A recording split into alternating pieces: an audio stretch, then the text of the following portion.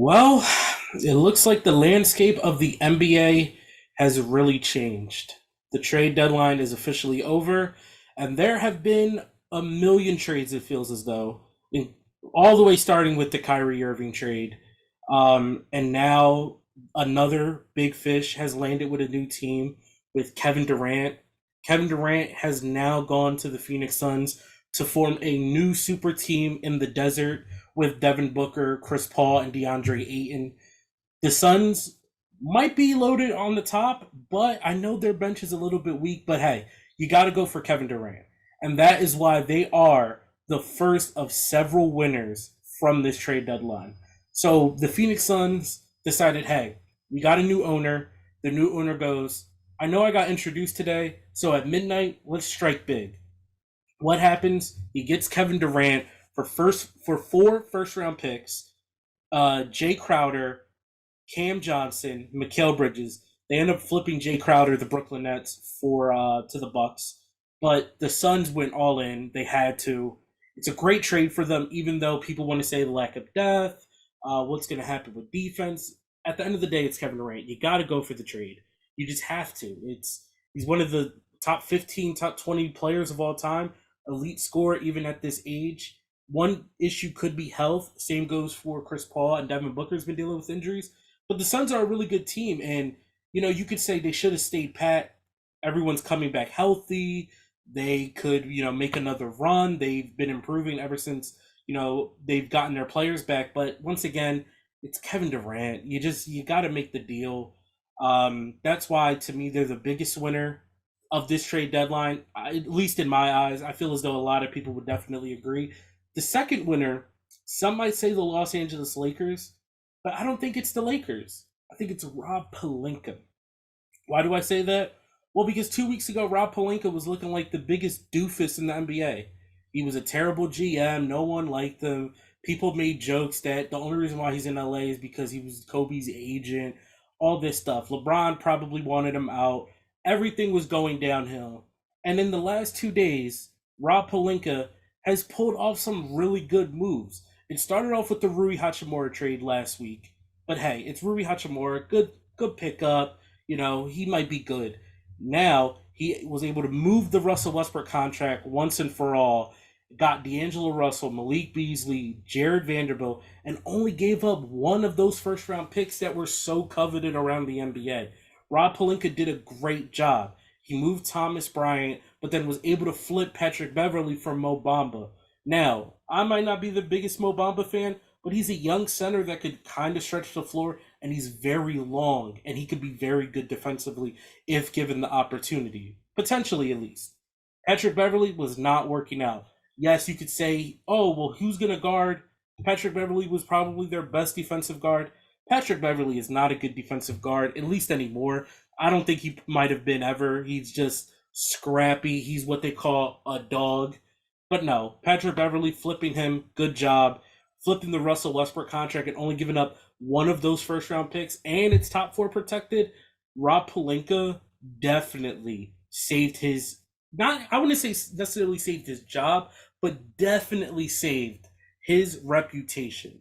Another winner, maybe the Boston Celtics, just because no one in the East necessarily got better. The Bucks got Jay Crowder. The Sixers were able to get Jaden McDaniels. But did anyone really get better? I don't think so. The Boston Celtics, they made one little move. They got Mike Muscala, who's a good stretch five, I guess, but I don't really see him playing that much in the postseason.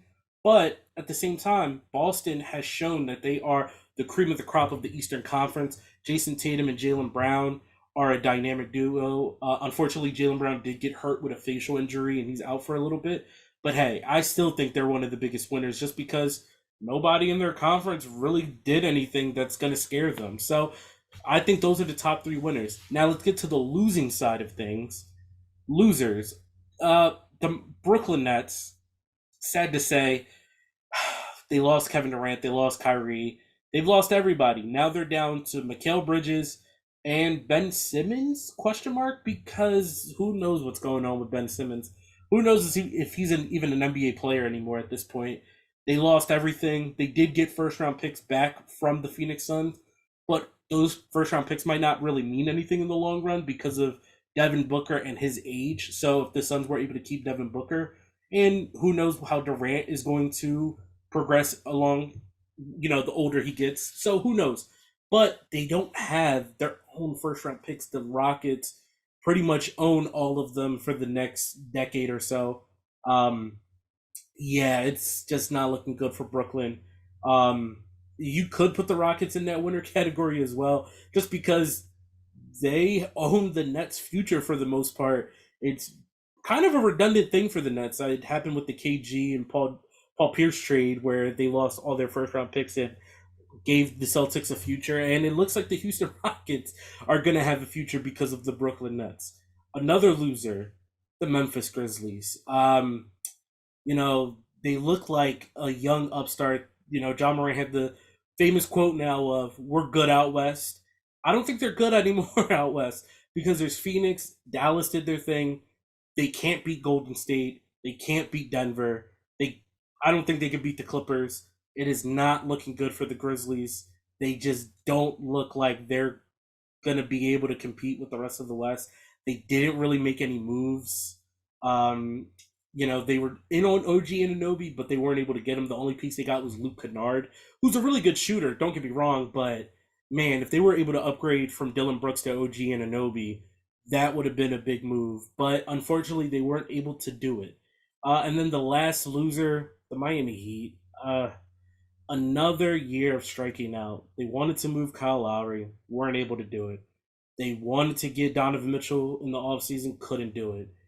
They were thinking about trying to get all these big names. They want Kevin Durant, they want Kyrie, just couldn't happen. Now they're stuck with this team with a lot of players that I just don't see really contributing in the playoffs. Duncan Robinson is just as good as gone at this point. He's just not anything. Their four situation isn't the best. Where they're relying on Caleb Martin and Haywood Highsmith. Yeah, that's his name. And it's just not looking good for them. And they just really needed to make big moves, but it just wasn't happening. I saw a report. I don't know how true it is, but apparently Pat Riley was resting while the front office were trying to get a hold of him to work out trades. So who knows at the end of the day? But those are the winners and losers of a crazy trade deadline.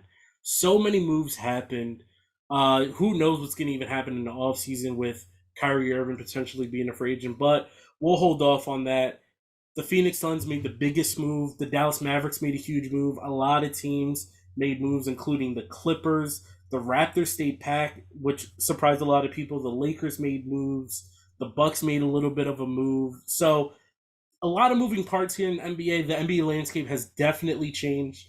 If you even check that the Suns are currently the favorites to come out of the West, as soon as Kevin Durant got traded there, they are probably the prohibitive favorite to come out the West. So a lot of moving parts. NBA is crazy. Shout out to the NBA for giving us a crazy, hectic trade deadline. So take care, everyone. Don't forget to join the other Cooper Sports podcast. Don't forget to check out our Discord where we talk sports every day and give out some great bets, especially in the soccer department. So, everyone take care. Join me soon on another episode of Hoops with Coop. Just wanted to touch base on the trade deadline and give you my winners and losers. So, everyone have a good rest of the weekend. Stay safe and have a great Super Bowl. Enjoy.